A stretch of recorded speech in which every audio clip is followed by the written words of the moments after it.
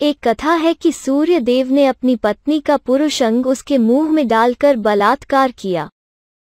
ब्रह्म पुराण 4:42 से 43। भगवान ने एक घोड़े का रूप धारण किया और घोड़ी के रूप में निर्भयता से चरते हुए उसके पास पहुंचे। यह उसके मुंह में था कि उसने उसका संभोग किया था, क्योंकि वो अपने संदेह के कारण यह सोचने लगी थी कि वो अपने ही पति के अलावा कोई अन्य व्यक्ति हो सकता है।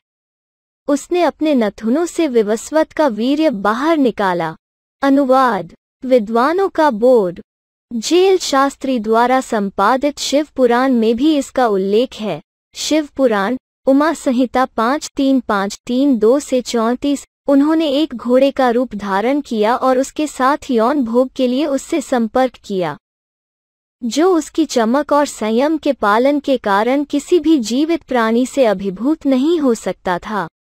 हे ऋषि, यौन क्रिया के दौरान उसे शक था कि वो कोई दूसरा आदमी है, इसलिए उसने वीर्य को मुंह के माध्यम से नथुने में प्राप्त किया।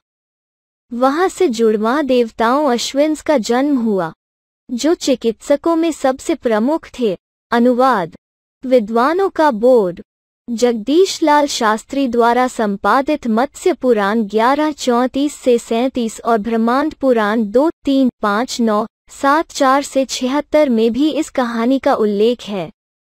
निरुक्त और वेदों में भी इसका उल्लेख है, हालांकि यह उपरोक्त श्लोकों की तरह अधिक विवरण नहीं देता है। कामसूत्र मुख मैथुन के बारे में भी बोलता है, हालांकि मुझे यहाँ कामसूत्र का उद्धरण नहीं देना चाहिए, लेकिन अन्य हिंदू शास्त्रों और कामसूत्र को पढ़ने के बाद मुझे उनके बीच कोई अंतर नहीं मिलता है। कामसूत्र 2.9 जब पुरुष के लिंग को अपने हाथ से पकड़कर अपने होठों के बीच रखकर खिजड़ा उसके मुंह के चारों ओर घूमता है, इसे नामात्र कांग्रेस कहा जाता है। जब लिंगम के सिरे को अपनी उंगलियों से किसी पौधे या फूल की कली की तरह एक साथ ढक दिया जाता है, तो किन्नर इसके किनारों को अपने होठों से दबाता है, अपने दांतों का भी उपयोग करता है। इसे पक्षों को काटना कहा जाता है। करते हैं आगे बढ़ने के लिए वांछित जा रहा है। खिजड़ा प्रेस उसके होंठ के साथ शिवलिंग के अंत में एक साथ बंद कर दिया है, और यह चुंबन के रूप में अगर वो इसे बाहर ड्राइंग थे, यह दबाने के बाहर कहा जाता है। जब आगे बढ़ने के लिए कहा जाता है, तो वो लिंगम को आगे अपने मुंह में रखता है और उसे अपने होठों से दबाता है और फिर बाहर निकालता है। इसे अंदर दबाने कहा जाता है। करते हैं उसके हाथ में शिवलिंग पकड़े।